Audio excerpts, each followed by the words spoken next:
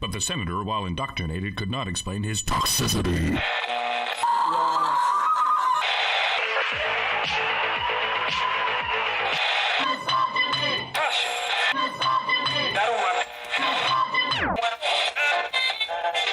You should not listen to men's rights advocates if you want to know what they have to say.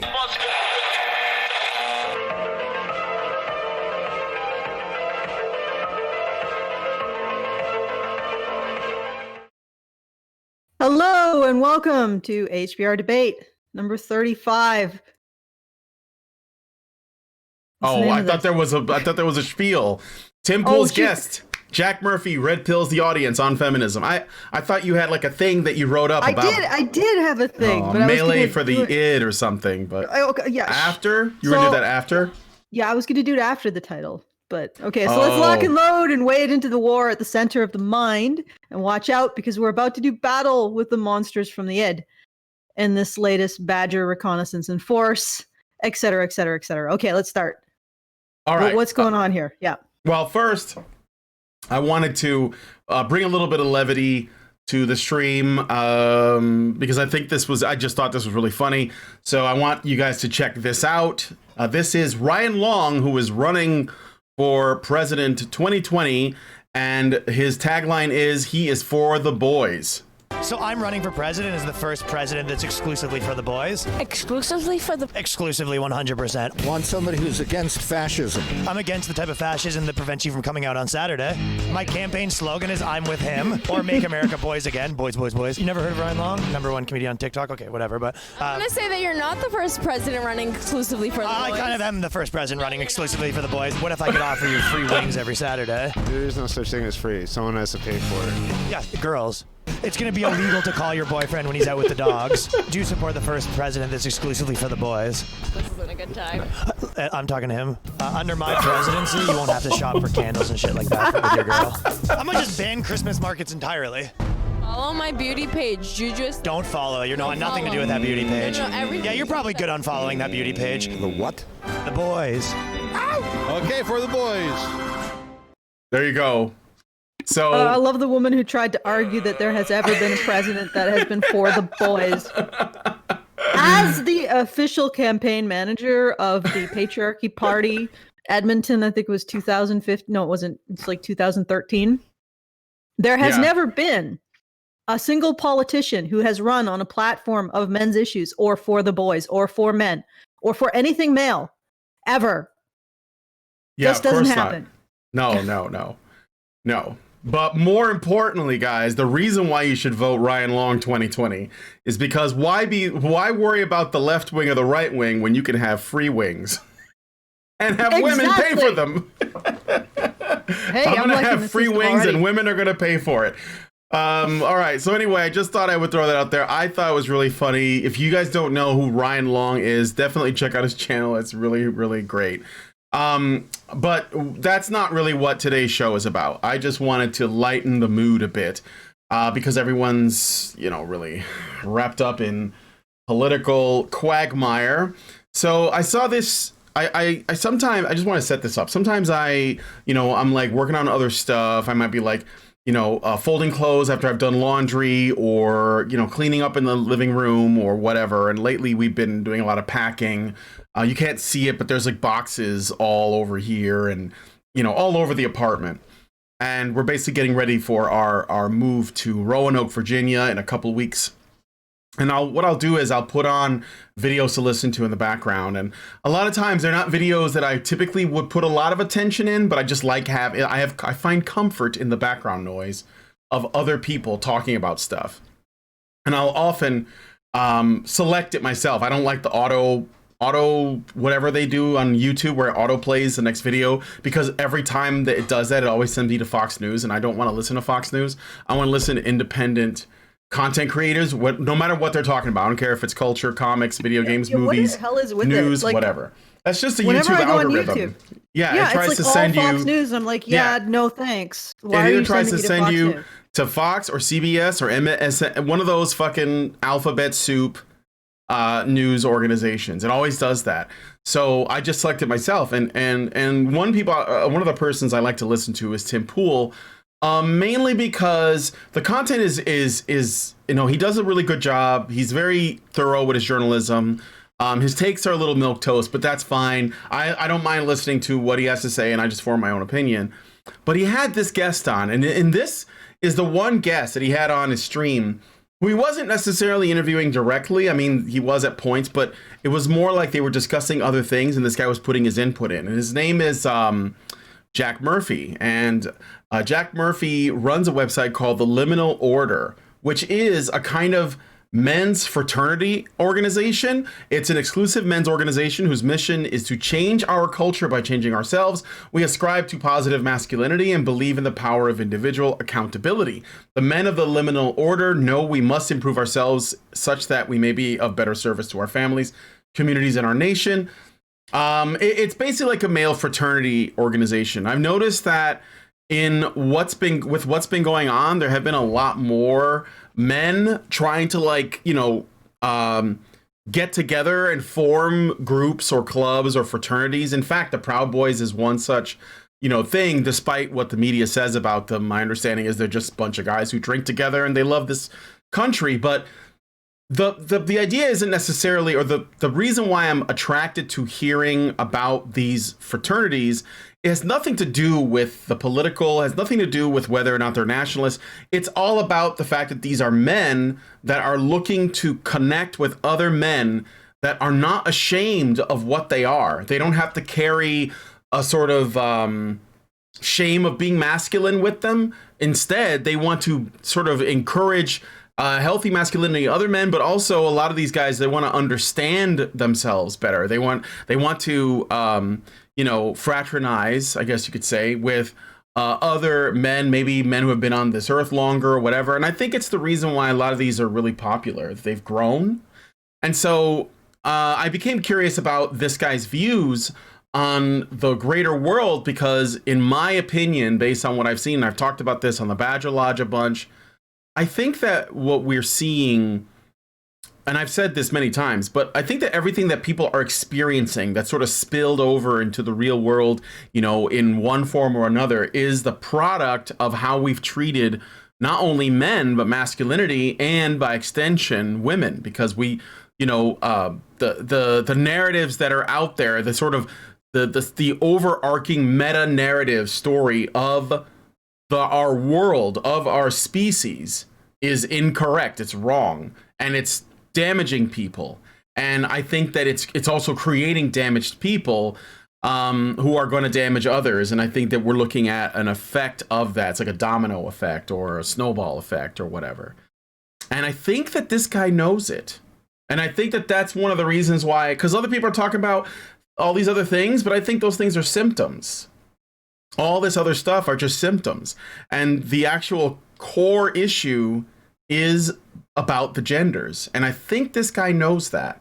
So I wanted to play some clips to sort of get to, so we can get to know who he is and some of the stuff that he said. I have 2 videos, but I'm sorry about Jojo. He's just doing what he do. But I'm going to play a couple clips. He make his commentary. Yeah. You were able to hear everything, right? Like the audio is fine. Okay. All right. So first, I'm going to let's do the first video. So this one.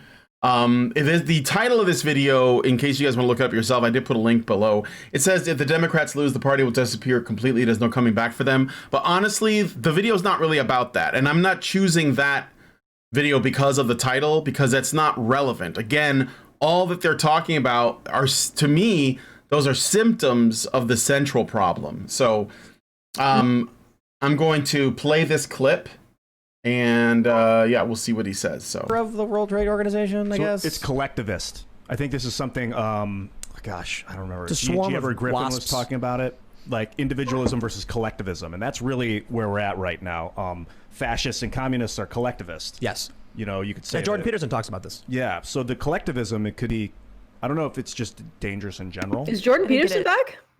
No, but Jordan Peterson has talked about the dangers of collectivism. That's why he pushes for the sovereignty of the individual and the importance of individuality. And the reason why this clip's not over yet, but I did pick this because I believe that The enemies of individualism believe that individualism is bad because they view it as a masculine trait.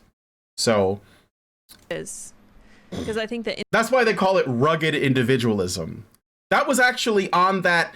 Do you remember that there was that sheet that the Smithsonian put out that had all of the, you know, what it means to be white, is whiteness is rugged individualism, but all of those things were actually more, they fell more in line of masculinity. Exactly. Yeah, so, exactly.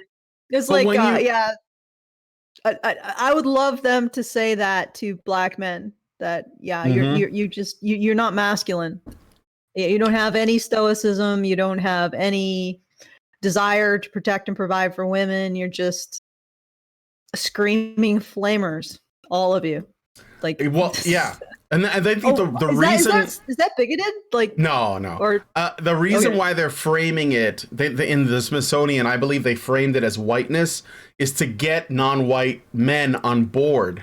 But if non-white men, they think they're stupid, but I think non-white men looked at that and they said, but I actually like a lot of these traits. And women, non-white women looked at that and said, you know what, I like those traits in men. So, you know, it does kind of cause a short circuit in the brain for people who are actually like really looking at it and really thinking about it, especially, again, if you're male, but it's also helpful if you're maybe a little older as well. Individualism makes people strong, because when you have individualism, you have personal responsibility. When you start to lose individualism, you lose personal responsibility, and you lose, like, maybe this comes down to people not experiencing the effects of their own actions, like not being disciplined maybe when they're growing up. I don't know if that's cause or effect, but I think that the individualism is so strongly tied to personal responsibility, you can see a culture start to crumble when you start to lose individualism. That's just my 2 cents. All right, I'm just pausing. That was the first clip. And again, you know, they're talking about this in just the broad terms of collectivism versus individualism. This is something that, you know, people have talked about for years.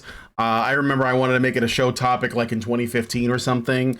But I think that there is a gendered slant in those two camps. I'm not saying that it's one way or the other for sure, because obviously there are collectivist men and there are individualist women.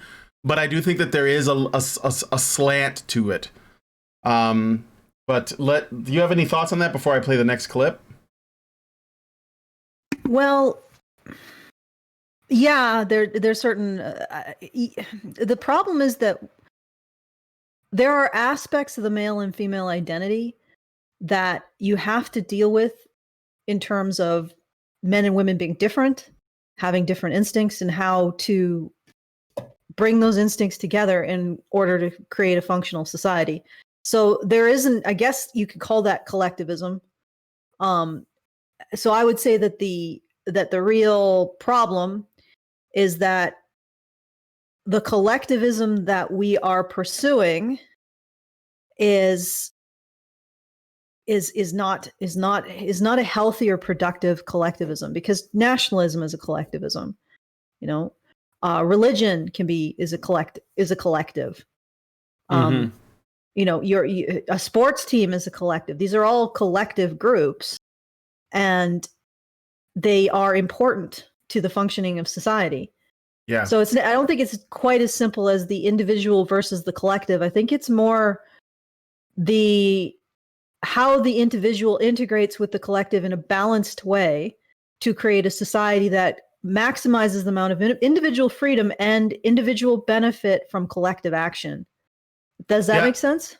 Yeah, I think that I know it does. I think that the important distinction is that when people are talking about collectivism in the framework that is being discussed here, or the way that I talk about it, it's not necessarily trying to describe a situation where a nation or a community come together, or even a group of men, like a military, you know, force or whatever, a gang, when they come together with a shared goal and purpose and they cooperate to achieve that goal.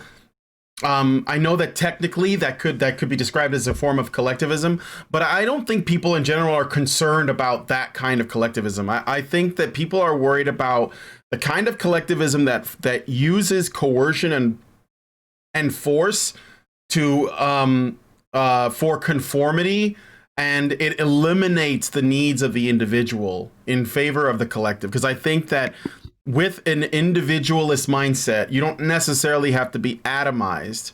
But the important thing is that a person who is individualist, but also cares about the good of their community or their nation or whatever, they will work towards making that better, but it has to be their choice. And I think that what people are worried about when they talk about collectivism is that then people's freedoms will be trampled for the needs of the collective, even if you disagree with, what those needs are or what's important, and people could be sacrificed. And I think that that might be where that's where the rubber hits the road in terms of what people dislike about collectivism. And I think that is the kind of collectivism that they're worried about. It's the tyranny of the mob that they're concerned with. I think that, the tyranny of the mob, but I also think that it may be a situation where people are using collectivism to justify violence and persecution of groups that they don't belong to, or to justify a moral hierarchy. So yes, it's instead of these identities that are beneficial to society and help construct society, we're talking about identities that feel owed by everybody else in society because they are victims of society. There's sort of a functional difference there. And I think, like in a lot of cases, that this individuality, especially in a post-Christian context, which is what we definitely are, the Christian concept of the individual moral agency was actually revolutionary for its time. So each individual carries with them a set of morals that are universal, regardless of who they are facing. So, and I mean, of course, Christianity ended up falling prey to tribalism because we're still human beings and we still have those kinds of problems or those kinds of impulses. But it was a revolution over what occurred previously, because tribal morality is you have a set of moral guidelines that you abide by with your tribe. So you don't steal, you don't lie, you don't rape, you don't murder within your tribe. But when it comes to anybody outside your tribe, they're fair game. So you can ethically lie, steal, kill, murder, rape them, and still consider yourself to be an ethical person because you don't adhere to those universal morals, that those morals need to apply to every person you interact with. And Christianity sort of created that idea that it's a sin no matter who you're doing it to. And that facilitated a more advanced civil society. Because if you're in a society where every tribe can do whatever they want to any other tribe, you're in a society of constant warfare, constant retributive revenge, violence. It's very difficult to maintain the kind of civil society that allows people to do things like have cars. Because you imagine if you were in a tribe, tribal system, and the rules of the road only apply to people in your tribe. But everybody else outside of your tribe, fair game, run them off the road, run them over, smash into their house, whatever. That wouldn't work.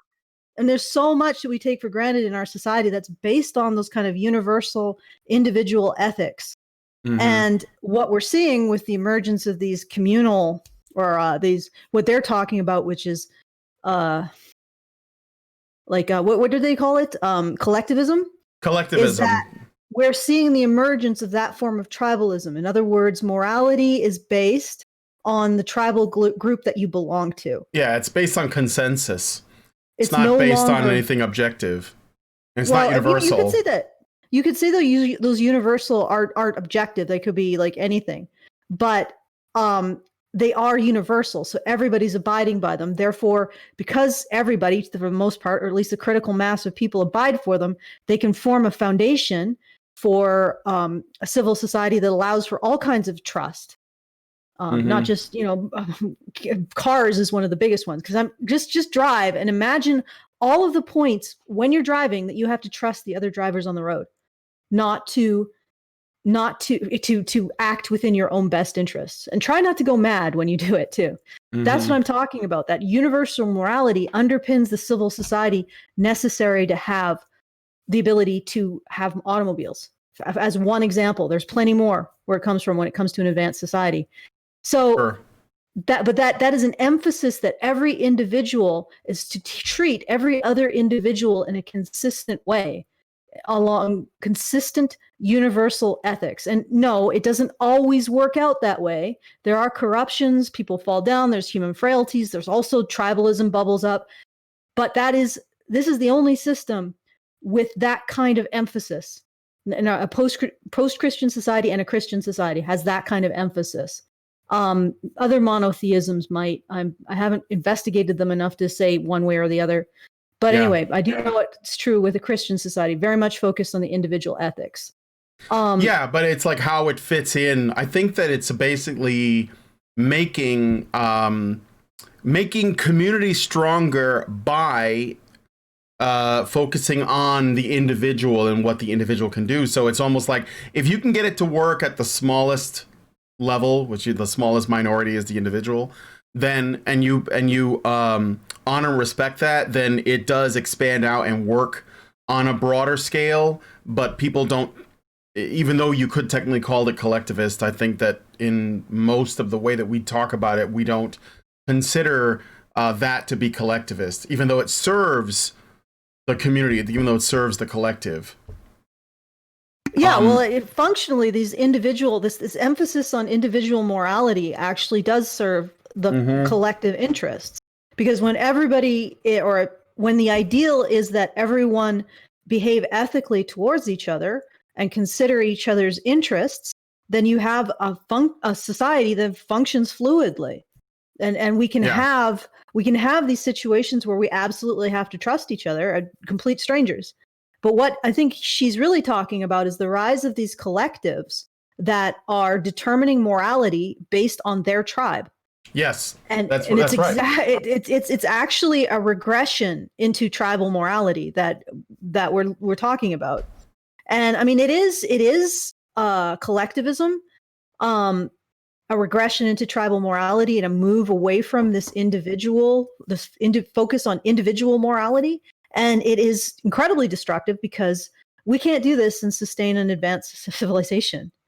I mean, if you have a group of people who are told it's acceptable to harass people when they're eating food in a restaurant, or to loot stores, or to tear down communal property, or block traffic, when you have groups of people who feel empowered because they're part of a particular tribe to regard other tribes' existence as illegitimate, then you aren't going to have a civil society for very long. Right. And I think that's what they're pointing out. And I'm not sure if I think that saying, it's individualism versus collectivism, a little bit, it's not fine-grained enough. It's really individual morality versus tribal morality, and whether or not that works in our current context. Because I mean, we could talk to the days about this is ethical, or we could judge it, but ultimately what matters is if it works.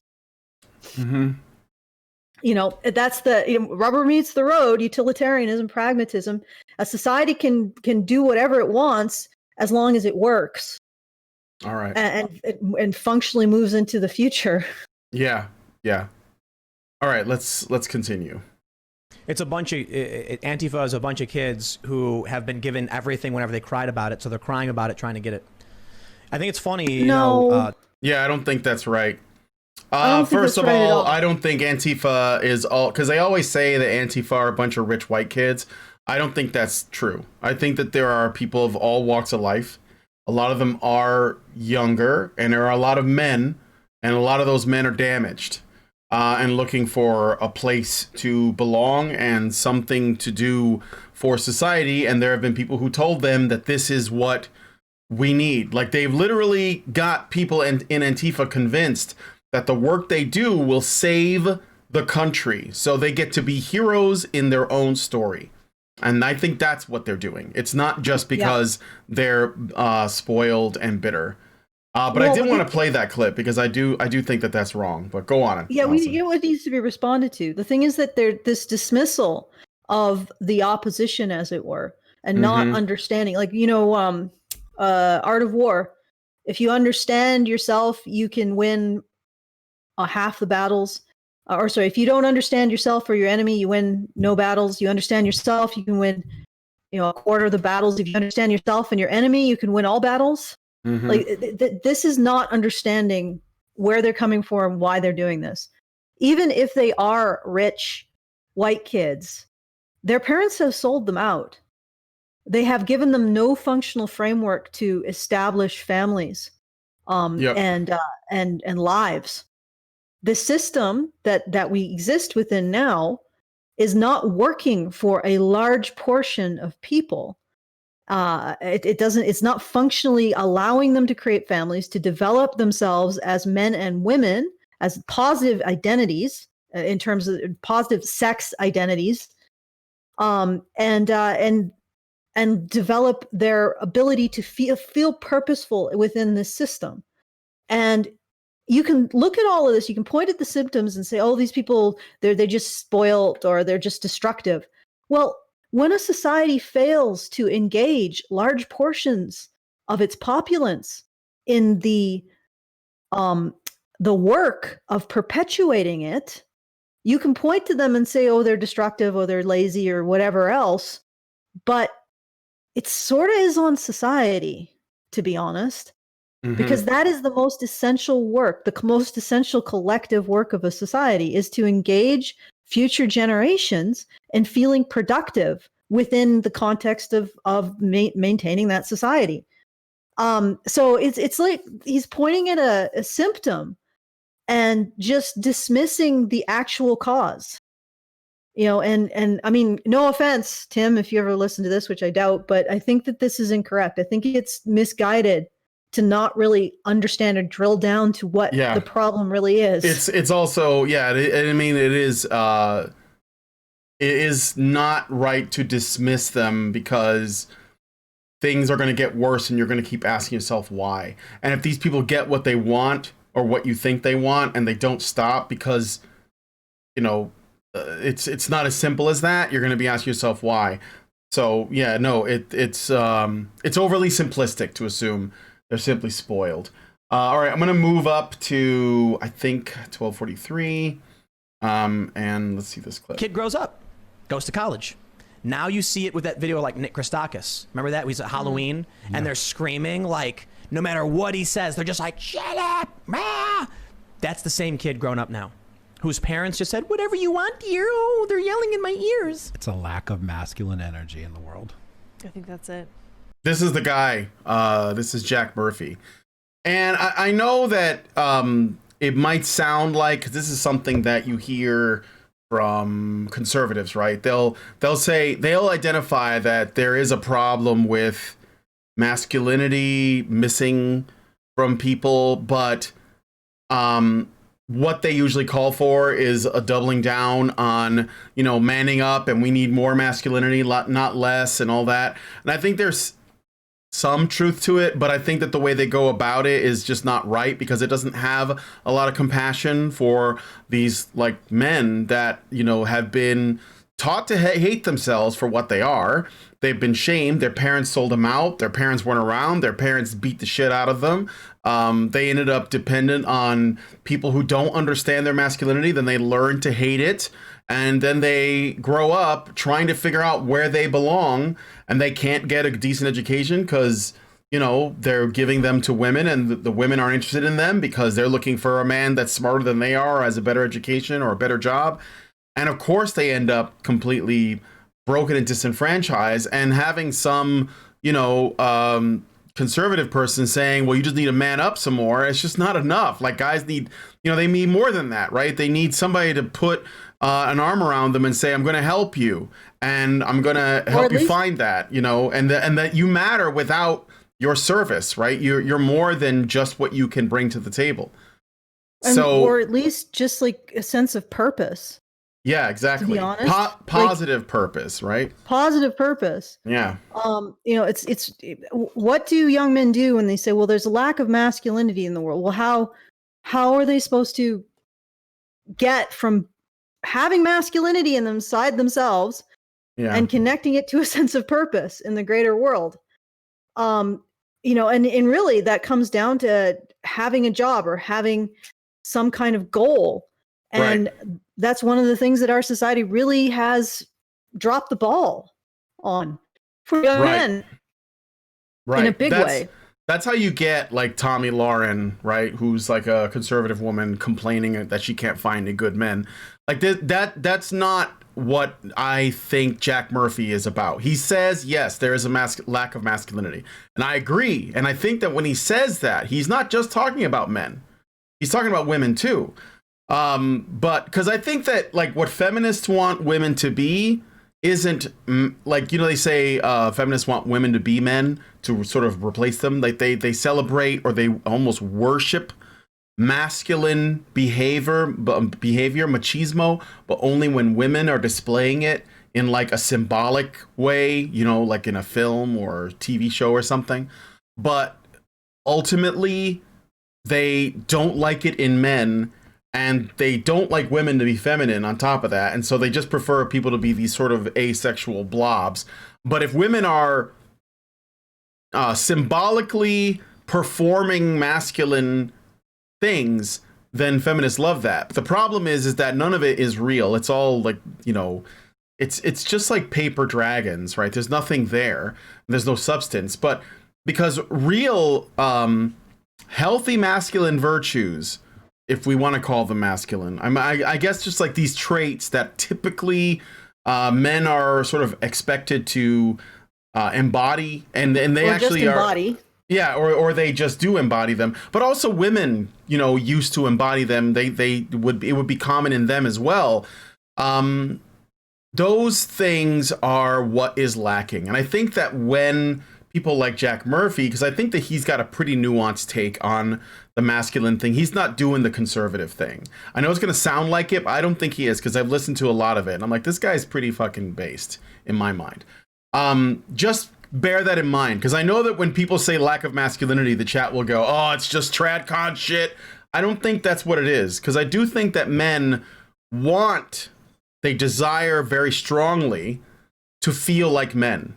And I think that they have not been allowed permission to even explore that because there's so much shame attached to it, right? So does that make sense, Allison, or do you want to add anything? Yeah, that makes sense. Okay. I do have a super chat from Dispatcher I should read. So $5. He says, females need community sooner to get mates and beat their biological clock. Community builds trust needed for family creation. Men have much more time.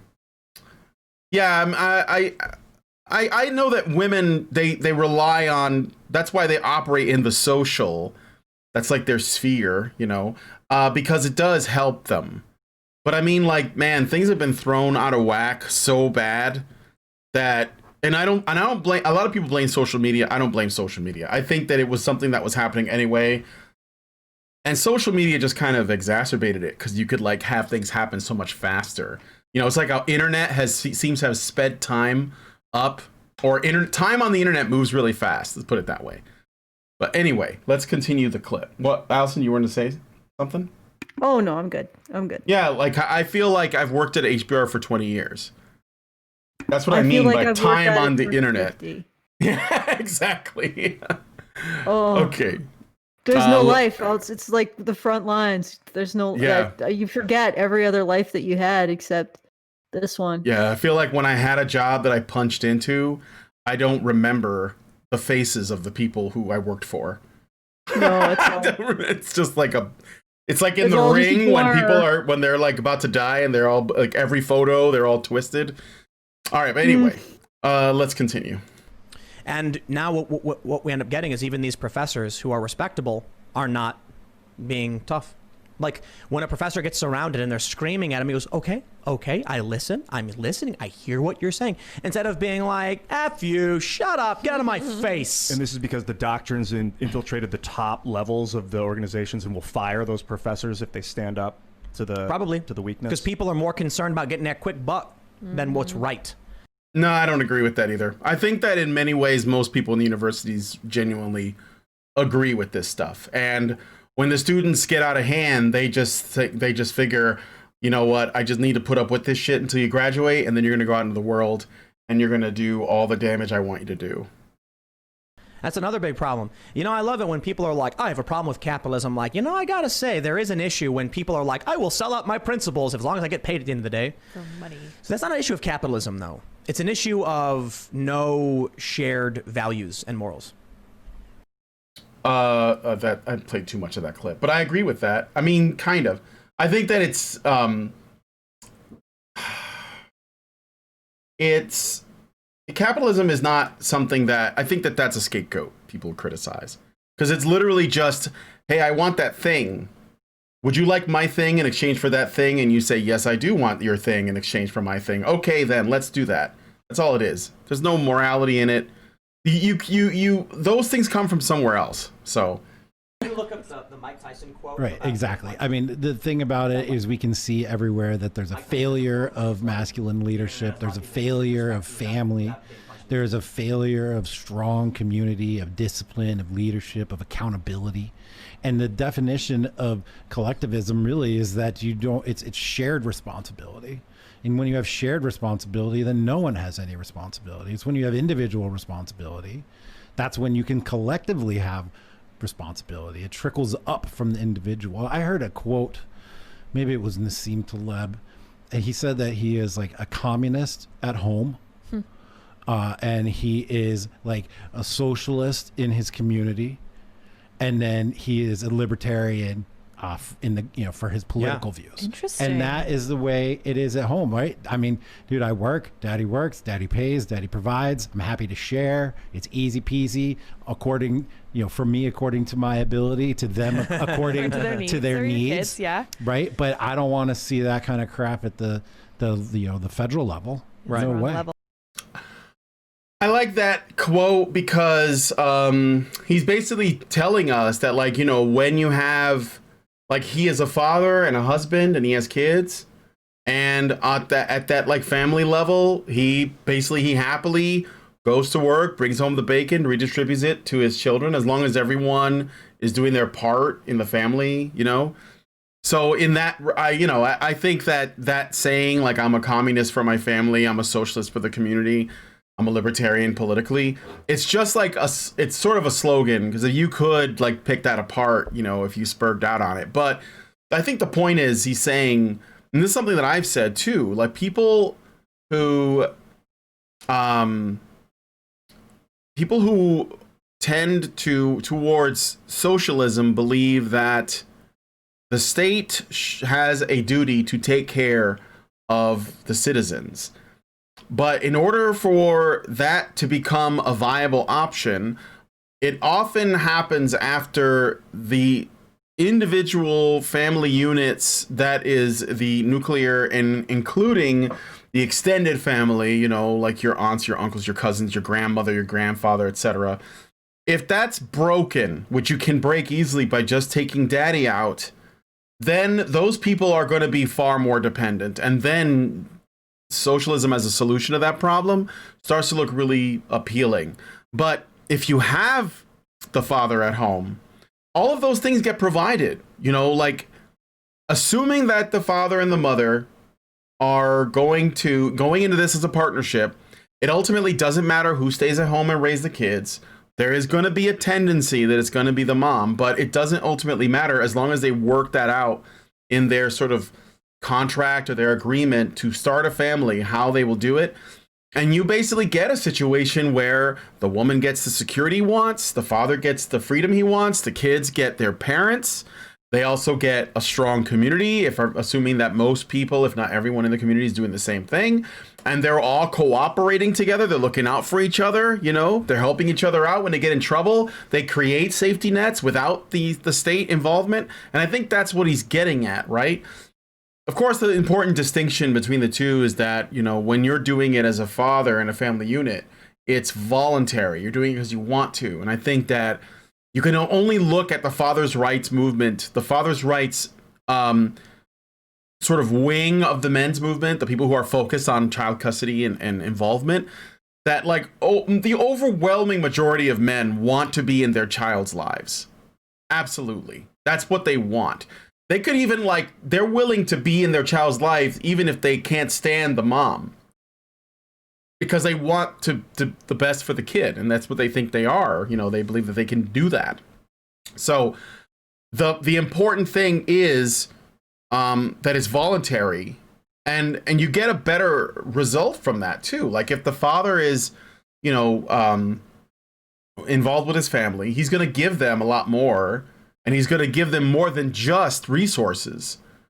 You know, whereas the state is just going to give you the minimum, and it doesn't give a shit about the kids. It's just because I mean it's just too far away. You know, it's too disconnected, so it's not going to do a good job. So I don't know. I just I thought that was an interesting slogan I wanted to read out. But that's basically when you take fathers out, that's when all these conversations even sort of start coming up. Or when you break the family in some way, you could say take the mom out, and that'll do the same thing. But that's just really difficult to do compared to taking the father out. So yeah. Okay, let's listen to some more. All right, let's listen to some more. I gotta jump ahead 30 seconds. Here we go. I get some hate out there. Yeah. And it's interesting that, you know, it's the same phenomenon when you're in your car, right? Like when you're in your car and you're in traffic and you're willing to like bully somebody with your car, cut them off and give them the finger. It's because you're insulated from real life. Right. Yeah. Let me tell you something. When I am standing in line to get into somewhere, I'm 6'4", 250. How many people walk up and cut in front of me? Zero. Probably none. But people will elbow their way in their cars and then they get mad at you. Right. It's like when people are detached from the outcomes of their actions, like Antifa has been, they just go buck wild. Have you ever seen the viral video where there's like a fence and the two dogs are yelling at each other and barking, and then the fence starts opening? It's like a gate, slides. And then once it opens, the dogs just stop and like slowly turn around and walk away. Like, oh no, now I got to be accountable for my actions. Yeah. So this lack of masculine energy is directly linked to the era of social media. Oh, it is. I forget what they say in this clip, but I don't know if it's directly related. But I think that social media demonstrates the strength and power of feminine social influence. That's what I think. I don't know. What do you think? I call the social media the female MMO. That's what I think it is. Like they you know they want to get female retweets. MMA. Yeah, or female MMA MMO. It's like a massively multiplayer online fighting, mixed martial arts. The fucking destruction derby. You know, like those. Remember those Rumble. old. Yeah, the Royal Rumble, or those, you know, those, is it called Destruction Derby? Demolition Derby? When they have all the cars and they're all like crashing into each other to see which one's the last one standing? Or one of those skater, like roller skating. Yeah, roller derby. Roller derby. Roller derby. Yeah. Or, you know, roller derby. just bonobos tearing each other's faces off. I mean, like, you can look at it a number of different ways. But like, so social media is the female arena, and I don't think people see it, but you can look at any social media website that is used for people to communicate, whether it's Twitter, Facebook, MeWe, you know, Instagram, I don't know, Parler, whatever, right? YouTube, Facebook. I think I said Facebook already, but and the places where there are the most female users can be the most cutthroat and brutal parts of the internet. And when they go into a space, like and again, it's not that women organize and do it. I think it's just their nature. Like they go into social media, and what they want to get from it is sort of like the same kind of thing they might want to get in real life. So they enter a social space. They want to raise their status there. They want to become popular. They want to get attention, whatever. I'm not putting a moral, I'm not making a moral judgment on any of this, because I don't think that that's abnormal for people to just want to be liked and want to be popular. But it's the lengths they're willing to go to, right? And how much more they own that. Because if you look at Twitch, like Twitch used to just be video games, and it was dominated by men because it was a space that men would go to watch other men play video games and interact with their audience. And you got to see essentially the best gamers would stream, like what the people who had the highest skill level, right, at any given video game. But then I don't know at what point it happened, but women started getting involved, and some of them were gamers at first, and they were trying to do the same thing, but then others would go on there to play video games, but then they would log, you know what, I'm going to wear some cosplay, I'm going to paint I'm going to do some body paint, I'm going to show off some art, and then it moved on, and then you got like the e-thots, and they would go on there because they could see how much money could be made doing it, and they could literally not play any games, sit in front of the camera, on their computer, and just talk to the audience. And some of them would just sit there and demand money from the audience while they're like scantily clad, young, attractive or semi-attractive girls with all made up and everything. And they would get money thrown at them. And now Twitch is dominated by those women. I mean, there are still people who play video games there, but when you look at who has, like, if you look at the top Twitch personalities, there are a lot of women on there that don't play any games. They're just there for what? They're just there to gain the most followers, the most subs, the most support, to get the big donations, and it's all part of that game. That's why OnlyFans has blown up, because it's the same thing. Anyone could use OnlyFans for anything, but what they're doing with it is what? Women are using it to start exclusive, content that gives guys access to, I don't know, nudes, sometimes it's porn, sometimes it's nothing, sometimes it's just selfies and photos. People on Instagram, they measure their worth by how many subs they get, how many followers, comments, likes. The same thing goes for Twitter. And all of this is a form of kind of gauging your social media influence. Oh, and if you get high enough, you become an actual influencer. Right? Like brands will approach you and they'll say, hey, would you make an ad for our gross tasting soft drink or energy drink? Or how about make an ad for this protein mix? Like there are, people who do fitness and people who do all kinds of stuff, right? So, and I think that is, for women by and large, that is their means by which they, sort of like, that's like video games for them. I mean, and it's constant, and it's with real people, but it comes with, on the one hand, a lot of the stuff that I said is relatively harmless, but then there is like the political side of it, right? I noticed that when the George Floyd thing happened and all of the riots were going on, right when it happened, every single female influencer of any stripe, whether they were cosplayers or they were fitness, personalities or influencers or Twitch thoughts or whatever, every single one, just about every single one, put up, black boxes on their profile pic. They said BLM, they said ACAB, they said all of the talking points. They basically said all of the stuff that you were supposed to say, that was the right thing to say. And the reason was because they wanted to get the attention and the likes and all of the status that comes with it. And I guarantee you that most of them didn't want to wait until like more facts came out. They didn't care, about like what the details of this case were. They just saw that it was something everyone else was doing, and they didn't want to miss the kind of, what is it, the wave, right? They didn't want to miss the wave. It's almost like if you're into like a shooting game that has events. Let's say like Overwatch has like a summer games event, right? If you don't play during that period while it's going live, then you miss all the content that happens. It's the same thing. If you don't play during, George Floyd's death and all of the stuff that comes after, you miss out on that. And of course, other women and other fans will say, why didn't you tweet about this thing when it happened?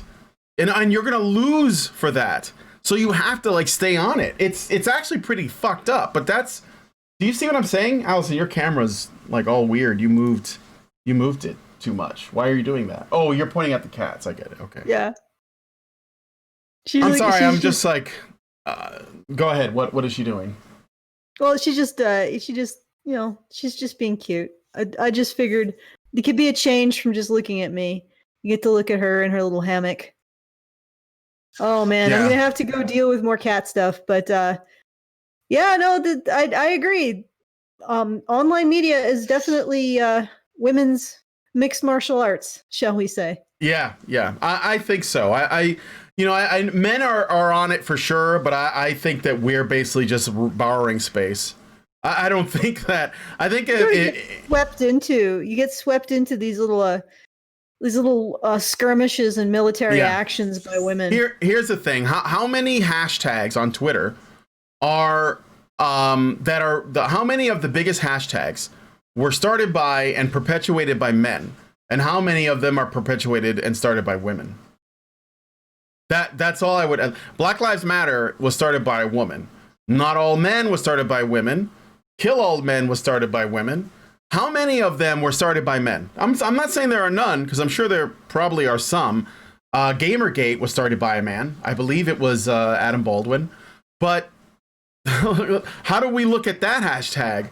But I'm telling you, this is what I'm saying, like the amount of social power that women have manifest there. And the thing that's funny is, in this conversation, these guys are saying, maybe there is a connection between a lack of masculinity and social media, like the rise of social media. Now, I think that they may believe that the rise of social media has some impact on masculinity, but I think they got it backwards. I think that the way that social media is now is simply demonstrating how much social power women have because they're on social media and they dominate it. I mean, they dominate it. Men tend to run around in forums and 4chan and stuff, but those places are not social media. They're basically just websites where people post ideas and they start discussions, and it doesn't get shared with everyone. And they're not usually something that you need to worry about in terms of like how many people liked it, how many people shared it, etc. But like Twitter and Facebook and Instagram and Pinterest and MeWe and all of that's like women's domain. So all right, if there's nothing else, I'm gonna move on to the next clip. Yeah. All right, let's see. 28. I think it emphasizes it, but the attack on masculinity has been ongoing since the 60s. What's the why? What caused it, or what brought it on? Well, what do you think he's got? This guy, I swear it sounded rhetorical. What caused it in the 60s? What was going on in the 60s that could have caused that? I don't know. It was when feminism decided that they needed to wrench the power from the patriarchy, and all societies are patriarchal. All patriarchies are oppressive. And if you are to end oppression, you must end the patriarchy. And what is the source of the patriarchy's power? Masculine energy. Do you have a thought on that, Allison?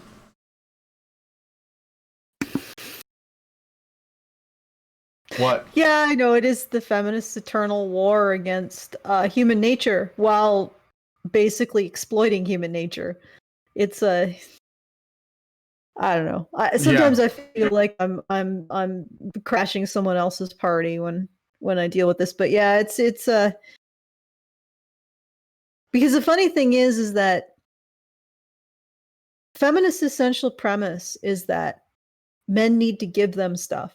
But that the assumption at the base of that is that men are the most capable of getting the stuff in the first place, and that they would never give them anything voluntarily.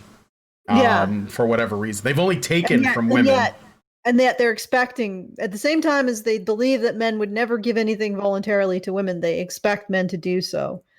So It's just a really bizarre sort of thing. And yeah, I agree. Like a lot of this problem started. I'm not sure where he's going with this. He started to mention it.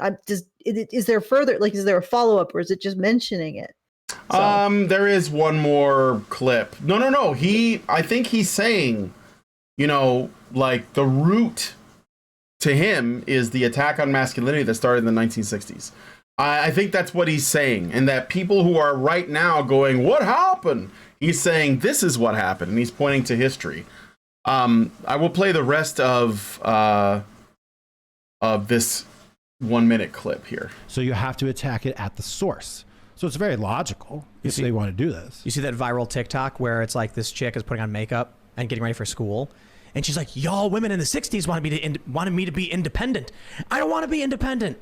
And then she starts yelling, I want to be a housewife. I want to make dinner for my husband, but now I have to go to school. And then she like storms off. It's actually really funny. It's funny. It's true. It's sad. The worst thing that happened with feminism is that they decided that the ideal woman looked like the ideal man. Ugh. Right. Instead of saying what the ideal woman should look like. We should have championed femininity. I've been saying.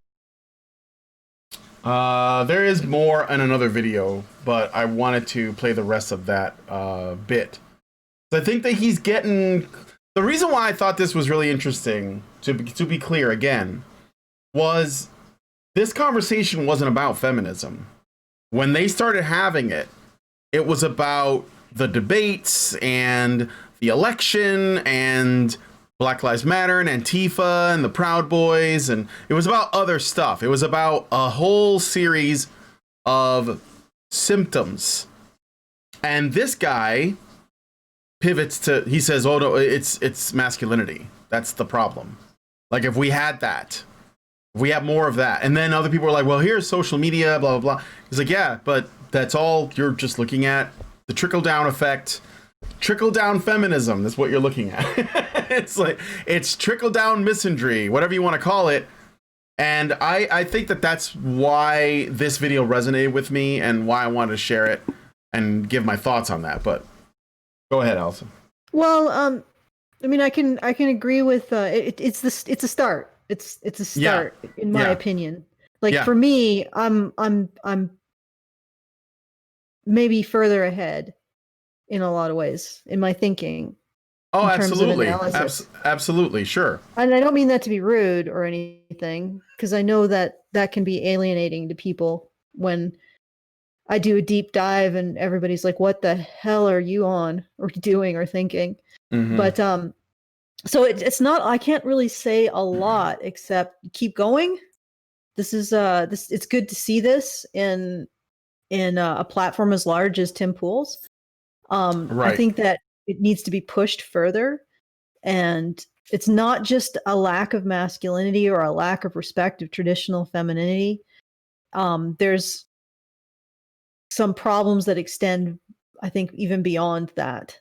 And if you keep pushing along this particular vector, I think you'll discover that the rabbit hole is very deep. And and as you fall down, very interesting, but also sort of scary. Yeah, so. But again, like I said, he's on the right path. It's sort of like that other gentleman we did a video on a few weeks ago. He was an actor. He was in Pirates of the Caribbean. And he was talking about, I think he was on Brett Weinstein's thing. And Brett Weinstein wanted to talk about politics and all of this sort of top-down stuff. And this guy was like, no, something's wrong with masculinity. Something's wrong with men and boys. You know, and he was saying that as someone, and that's the thing about both of these men, by the way, they're fathers and they're in their child's lives. Mm-hmm. And I think that they're probably meeting other children that don't have fathers.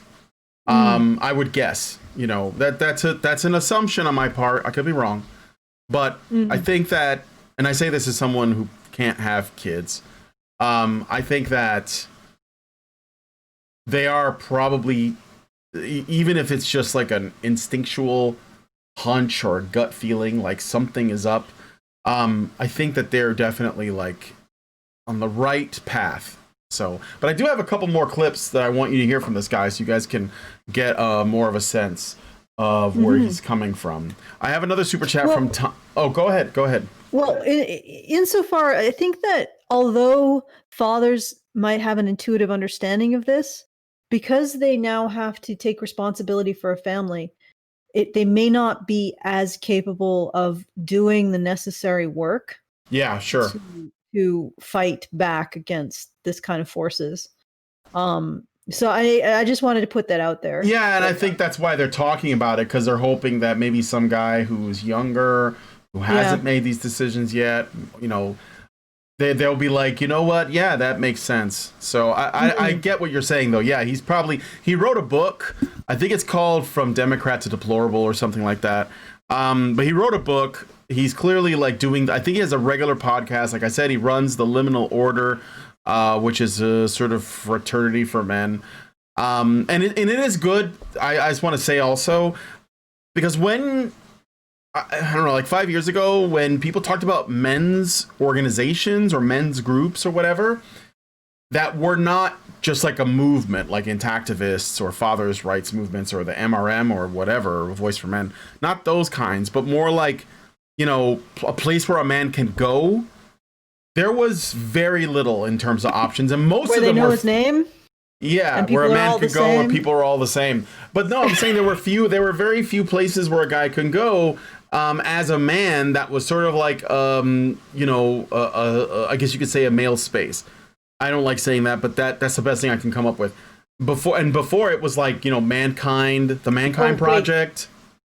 Where they're always glad you came, and the troubles are all the same. And the troubles are all the same, yeah. But before that was like the Mankind Project and the Good Men Project. Now, the Mankind Project is very, like, you know, kind of hippy-dippy. You go to the woods, you bang on drums, you pass around the talking stick. That's not for a lot of guys. You have to be in a certain place for that. And you know, no shame on that, because Tim Goldich, who is somebody I know from Chicago, he's been on the show, he's an MRA, he's at least sympathetic. I think he calls himself a equalist or something. You know, he works with those men, and I'm sure it's good for them. But aside from that, the only other option was the Good Men Project. And the Good Men Project is basically just a feminist organization. They're basically just going to tell men that, you know, essentially they need to change. I don't think... and they're not really going to help men. So... Yeah. I don't think that... It may be that fathers... I mean, at least in my case, you have to be sort of pathological to go to... I mean, and I was part of the men's rights, or I was adjacent to the men's rights movement because I thought that they had really good things to say that were logically sound. Mm-hmm. And when I looked into it, it made sense. But there is some part of me that's sort of a pathological shit stirrer and fighter. And when people say, no, you can't do that, I'm like, well, make me stop. Yeah. And I think it's that quality that I think it's rare, to be honest. Mm-hmm. And it's but I think it's really necessary in order to make these kinds of changes. You need people who are willing to face the brunt of social censure in order to advance. And really it is, because like what we advance here is, yeah, there is no society that ever existed that oppressed women for the benefit of men, full stop. It not only has that not been proven, it is so outrageously improbable that I doubt it can be proven. But because I'm not going to become dogmatic, I open the possibility that it could be proven. And yet it never really has been. Like nobody's ever sat down and said, okay, well, we need to prove this before we assert it. No, they just asserted it because it was emotionally convenient. And people just bow their heads to it because they lack the moral courage to actually question it. And like I said, the kind of people who have that level of mendacity, or what's the right word for it? Just sheer bloody mindedness to get these ideas in their head and never back down. That's rare. And what I see in general is that people like that don't necessarily get the widest audience. And there aren't a lot of them because people prefer flattering lies and things that they understand, the tribalism of politics, rather than the deeper look into what your identity is founded on. I'm just, you know what? I will leave it there because I don't feel like exerting the effort to conclude that somewhere, and I'll let people pick through it and find out whatever they want from that.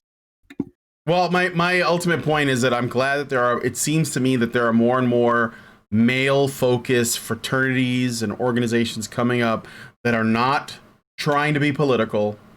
They're just trying to help men like come to grips with and better sort of like, organize and use their masculine energy, I guess, for lack of a better word. And I'm glad that's happening. So, and there's just another organization. I've already reached out to this guy, by the way, because I would like to talk to him to find out just how far down the rabbit hole he is, because these are the kinds of people that I like to get on the show. So I hope that I hear back from him at some point. All right. Thomas Steen gives us $5 and says, when Maj Touré, I hope I'm not butchering that, was on Timcast IRL, he said it was a problem that women couldn't vote right away when the U.S. was born.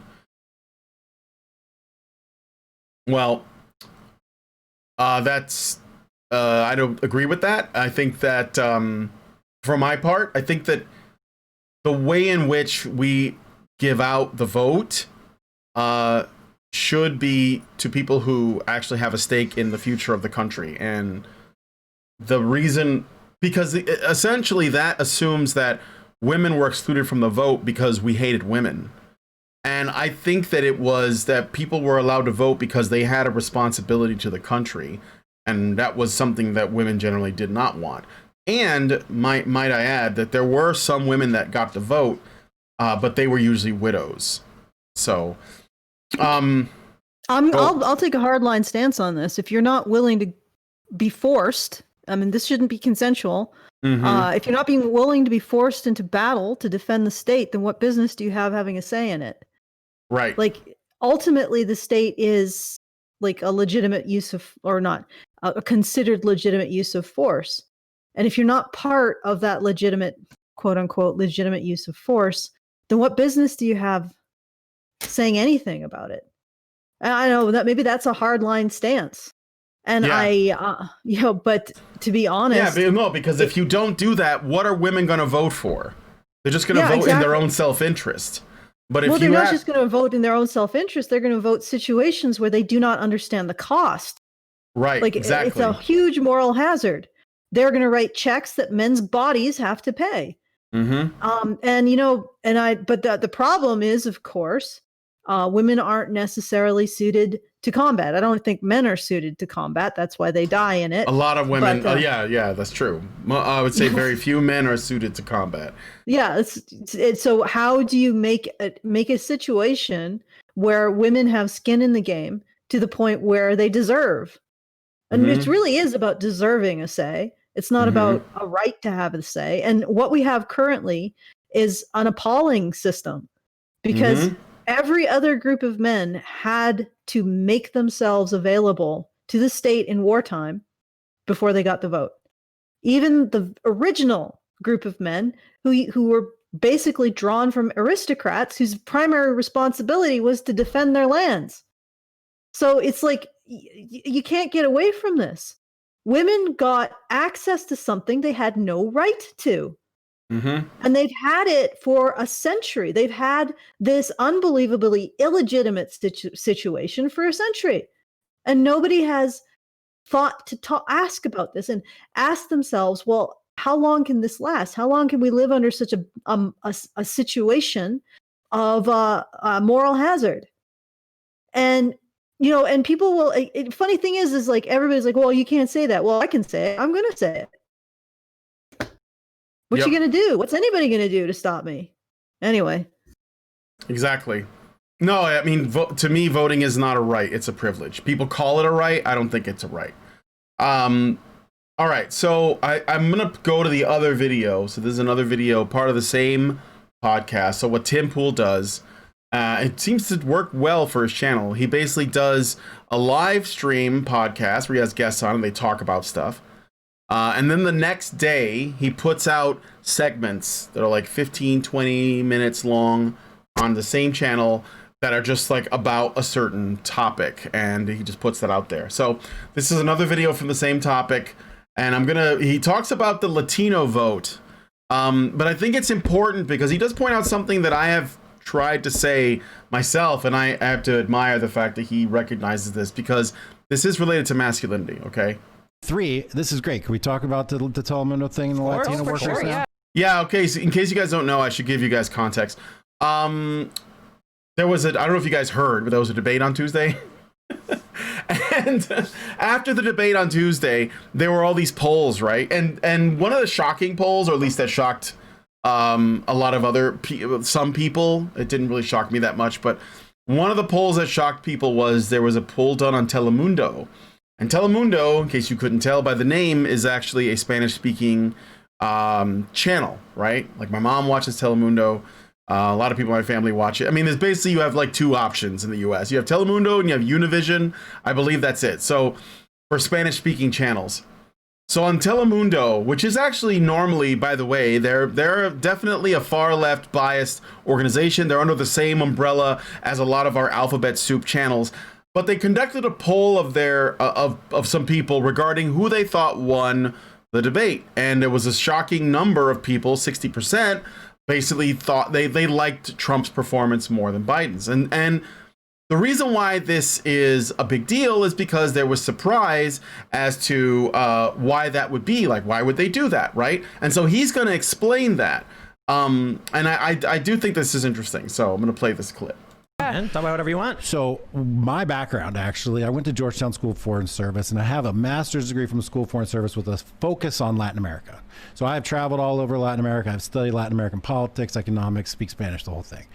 And when I hear all these people talking about demographics is destiny, and we're having all these Latinos come into America, and they're all going to be progressive left commies, like, what? Do these people know? No, they don't know anything about history. They don't know anything about culture. They don't know anything about Latin American culture. Right now, we are facing a war of masculinity versus wokeism, basically. That is 100%. Let's play that again.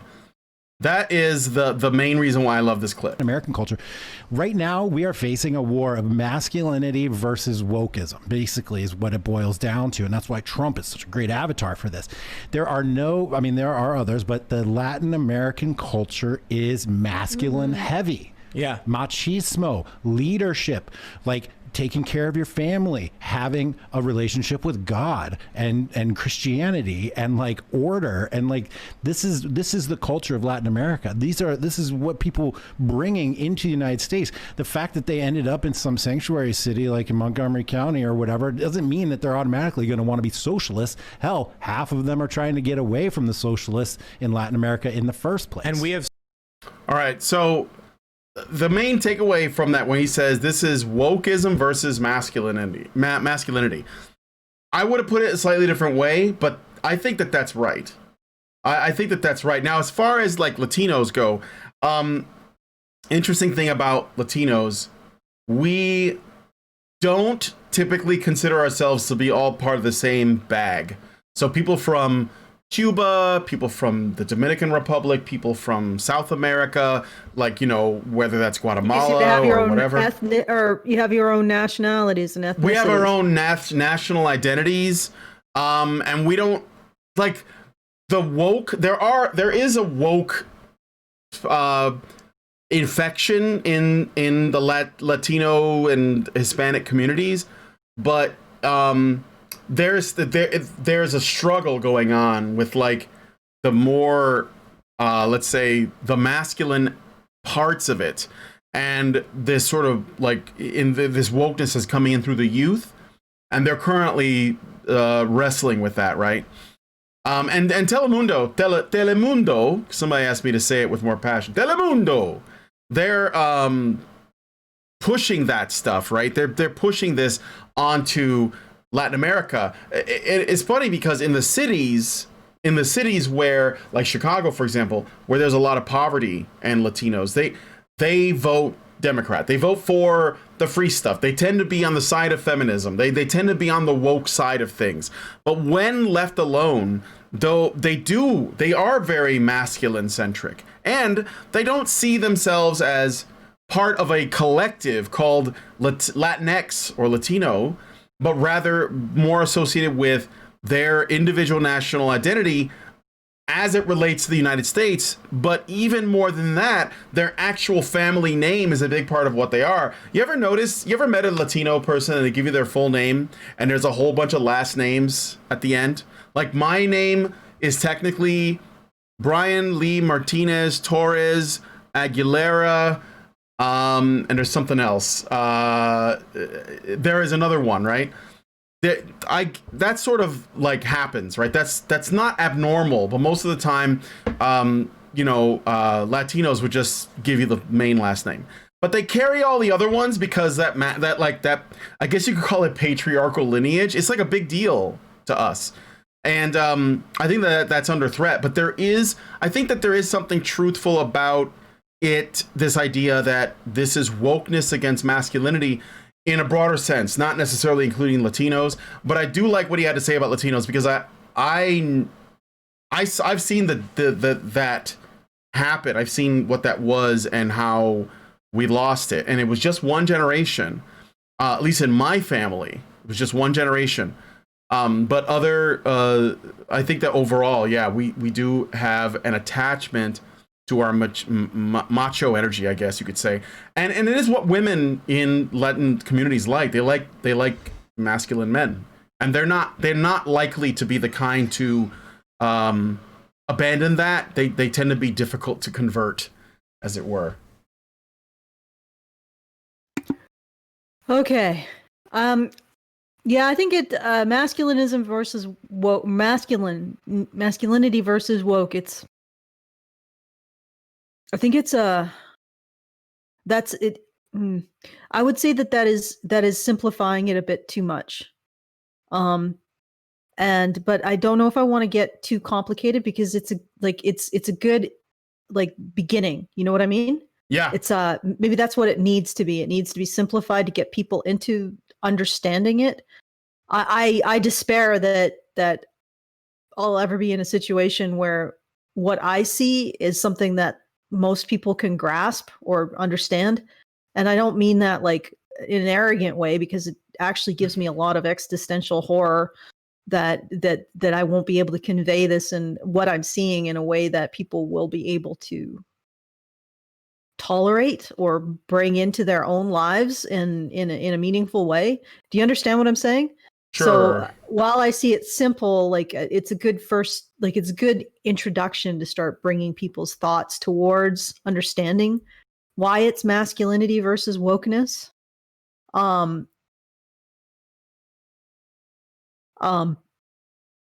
would say that I think part of what's happening is that women formerly had belief systems that included men's vulnerabilities in them, or a recognition of them, and a recognition of men's moral authority, which, allowed men an ability to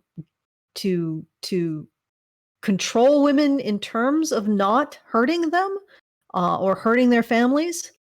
And that is gone. And there's a gaping hole in women's psyche where that level of guilt and the acceptance of a moral authority outside of yourself is gone, and they are filling it with wokeism.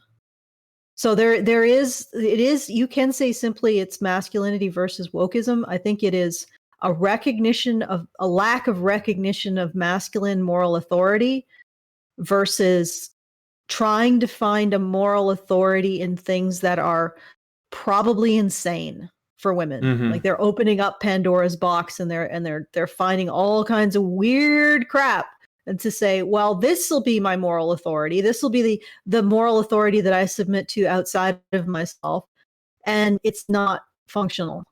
Do you see what I'm saying?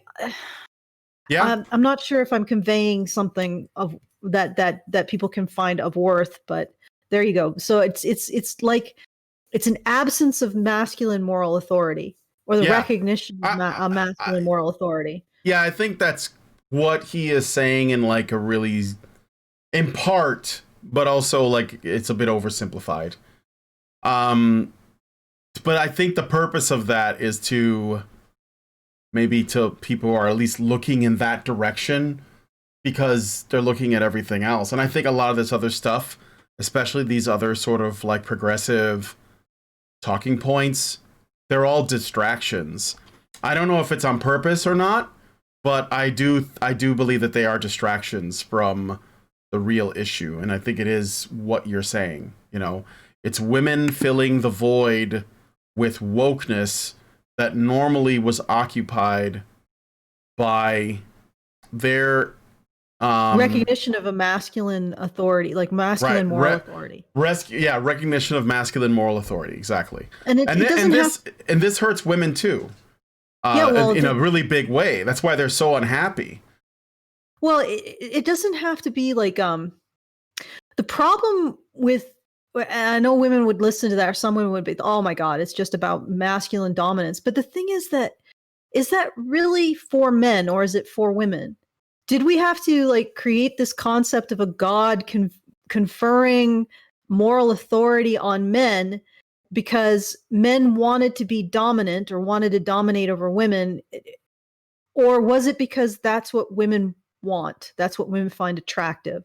And they do not find attractive a straight, on the level conversation about men's vulnerabilities, because that's what men's moral authority is. It's a recognition. I mean, if you strip away all of the artifice, all of the framing, people have moral authority when someone else recognizes their vulnerabilities as legitimate and feels guilt at the thought of violating them. That's when people have moral authority. So in order for men to have moral authority, there has to be a recognition of their vulnerabilities in society and an idea that women should feel guilty for stepping on them or violating them.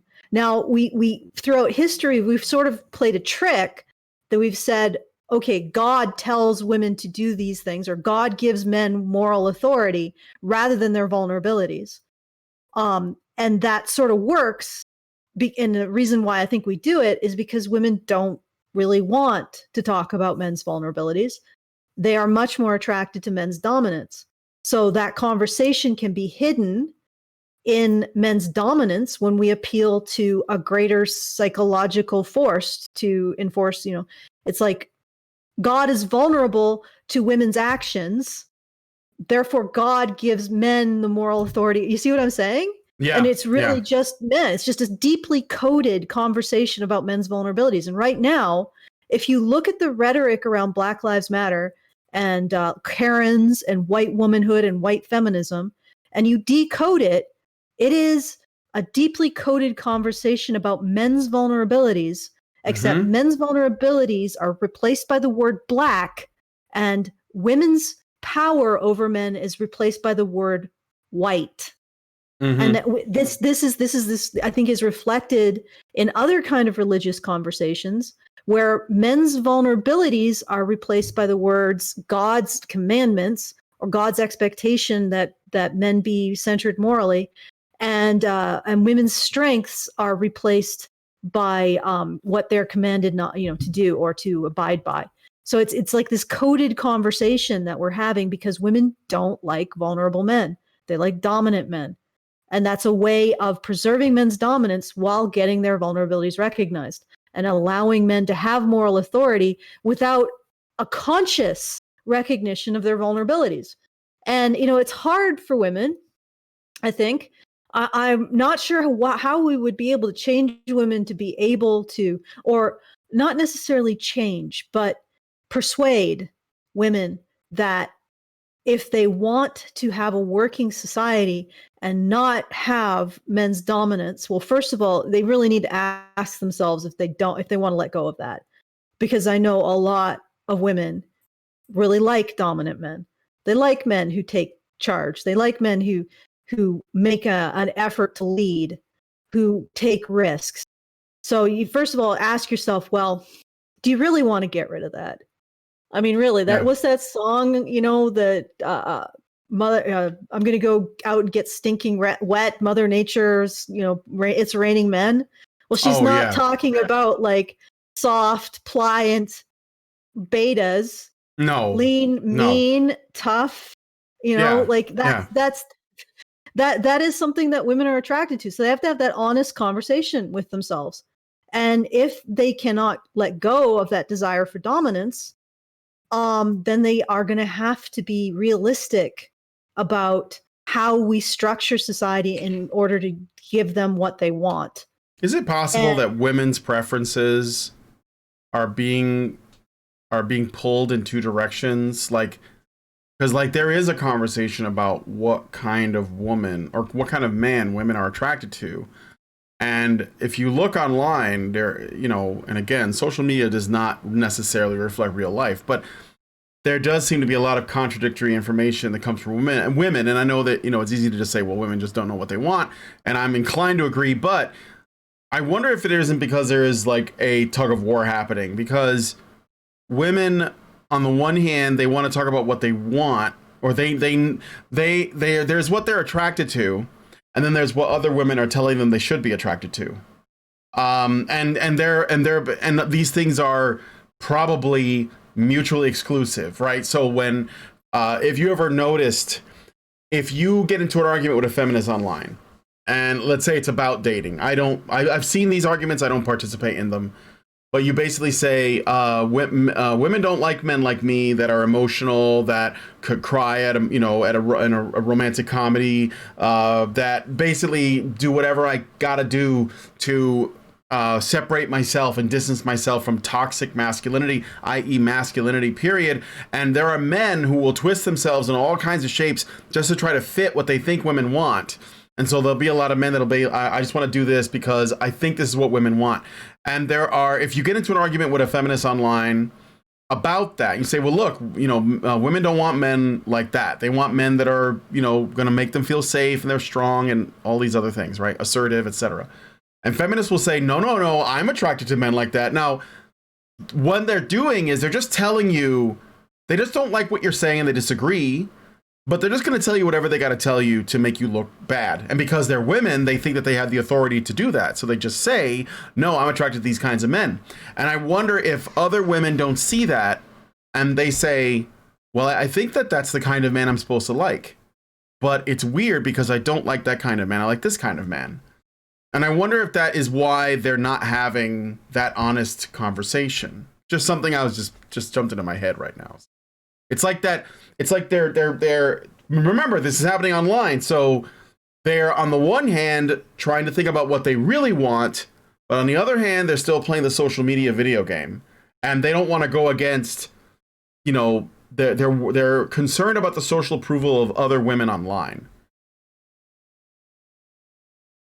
Yeah, and we probably could have a long conversation about this, but I just wanted to point that out, that I think really what's going on is it's masculine moral authority versus wokeness.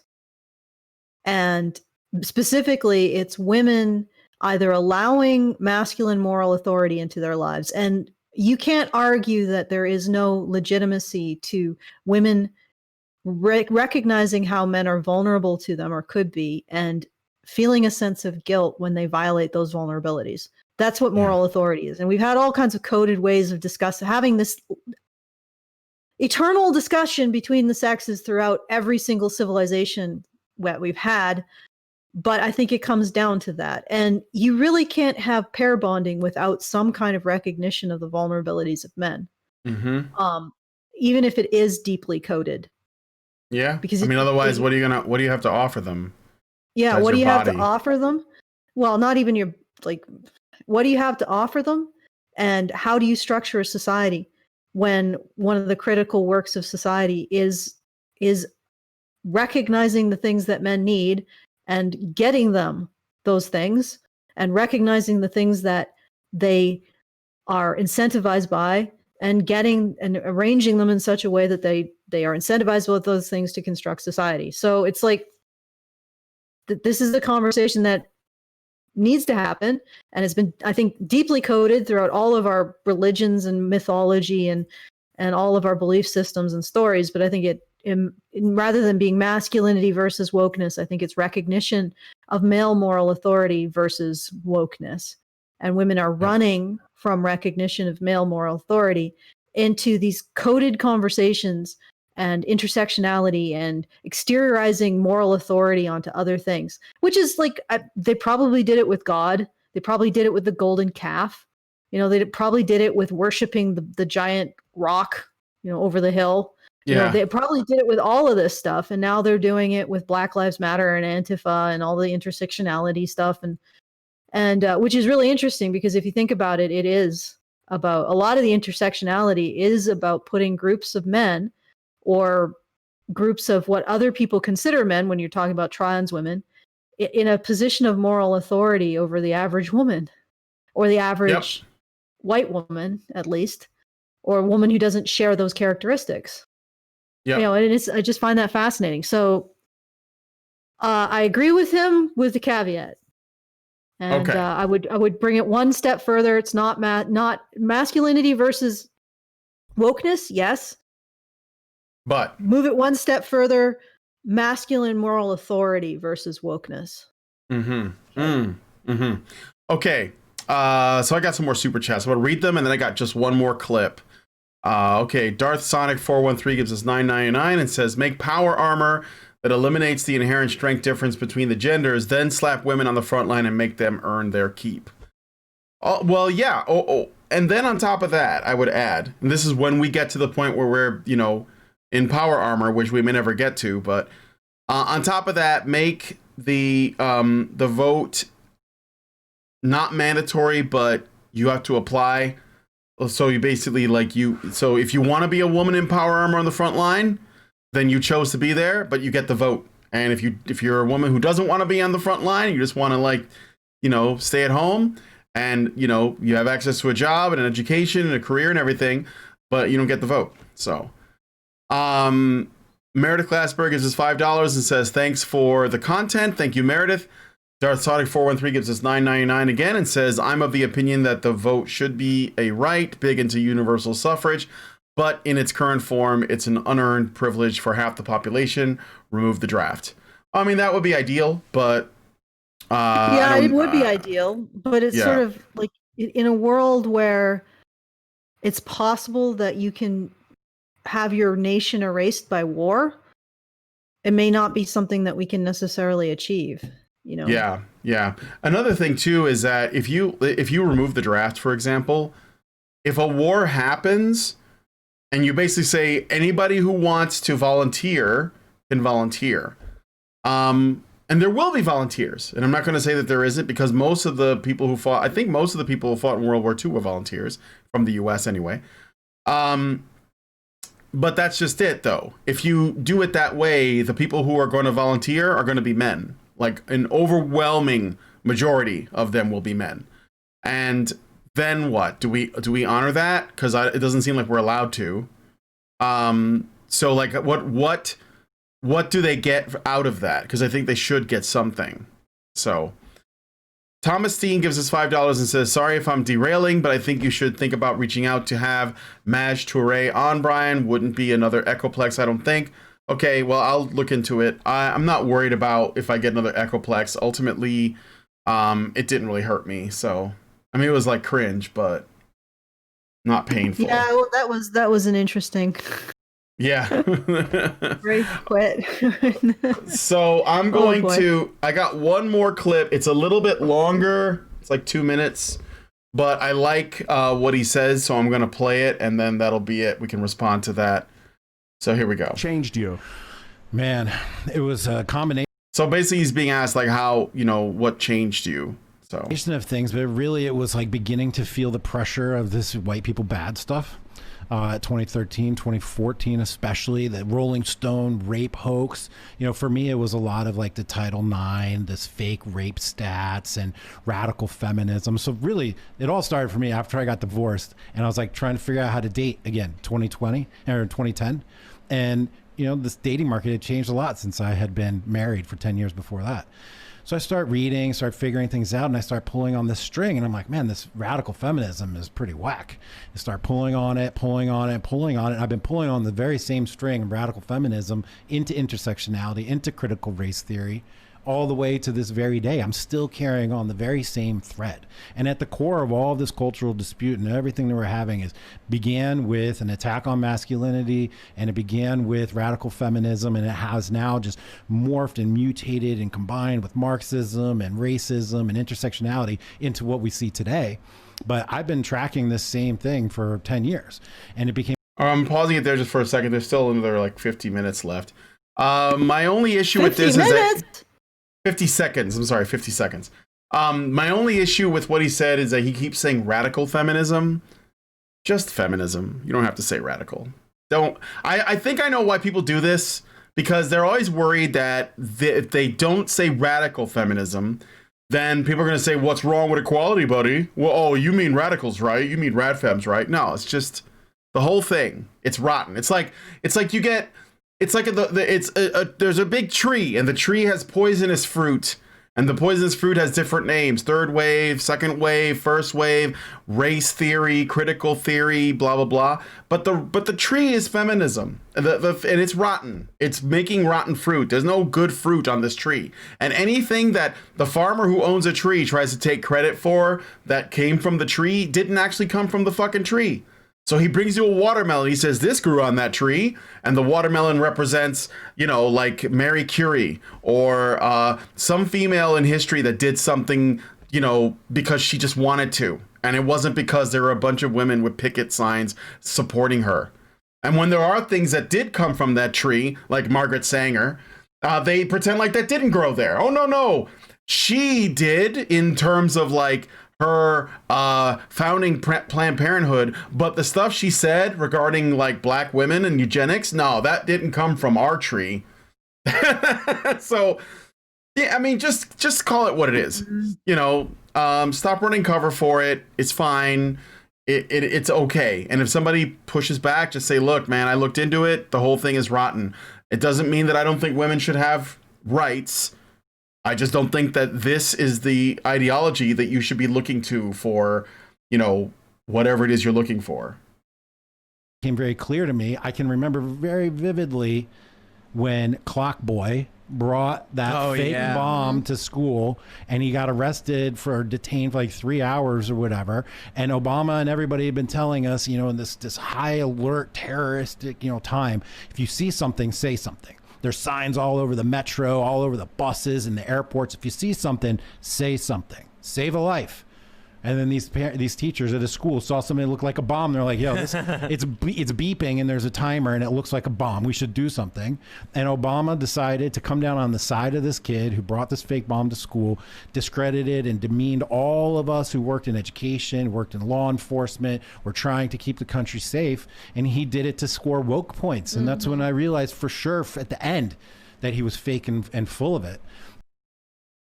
Oh, okay. I forgot that the other half was about that kid, but I mean, like he's pointing out the trend that he sees. So I think he's like on the right path, like Allison said, he can see it. But and I'm glad that he was up here talking about this stuff. But yeah, that was basically what I wanted to share. And you can see, like, I forget the name of that kid, but there was this boy. He brought something to school that looked like a bomb. And the teachers thought it was, and they reacted, and it turned to this big thing. I can't remember the kid's name, though. And I think that despite the fact that I think that there was something going on with that kid. I can't remember the story, but I think his father was involved with, Islamists or something like that. But that ultimately, that's where the crux is, it's just like Allison said before. It's basically male moral authority versus wokeness. That is, and the people that are fighting over this right now are just women.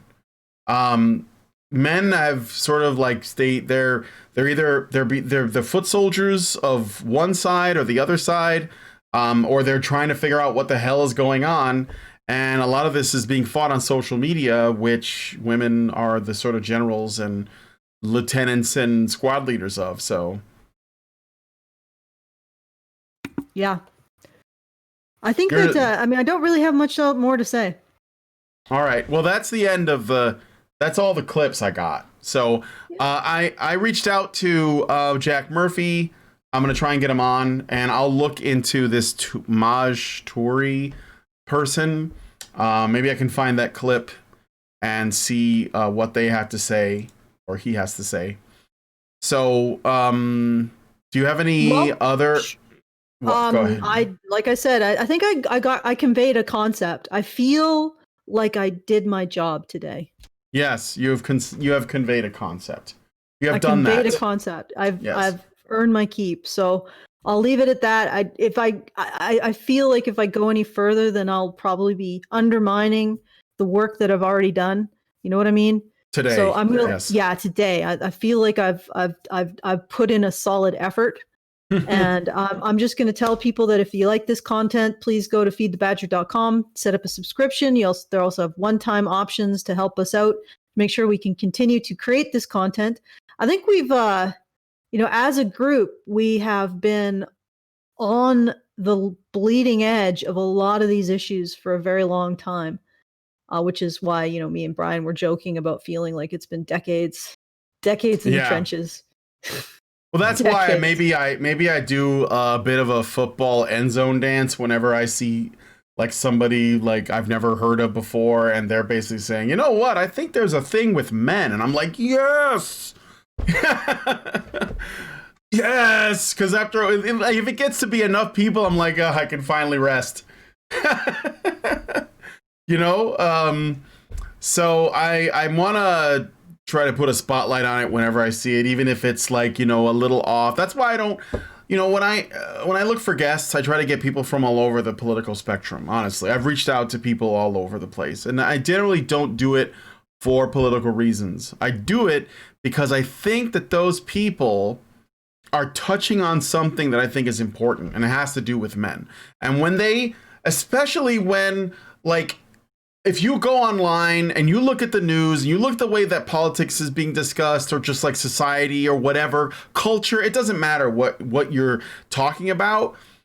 There are so many other things that appear to be the main focus, like race or religion or immigration status or class, fucking body types, like whatever.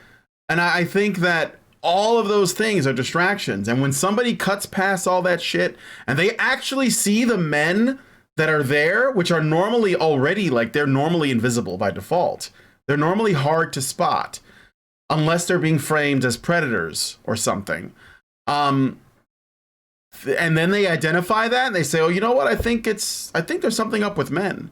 I find that is absolutely worthy of me, like, zeroing in, pursuing, and saying, I want to talk to you about this because I think that you're getting close to that. That's why I had David Clark on, Marilyn York, Jesse Lee Peterson, Stefan Molyneux, because I know that they can see that, right? And occasionally they also get distracted. They end up talking about other things, and I'm like, no, bring it back. There's a thing here between men and women.